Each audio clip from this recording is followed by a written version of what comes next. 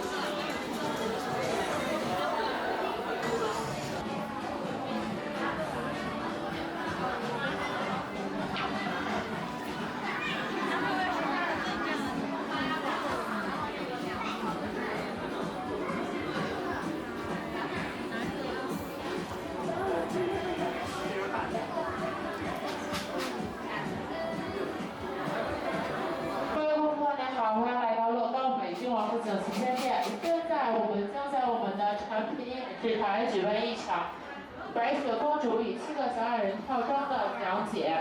感兴趣的大朋友和小朋友都可以。啊，没事没事没事，都记好啊。然后我们可以看一下对面的细节啊，对面都有什么呀？有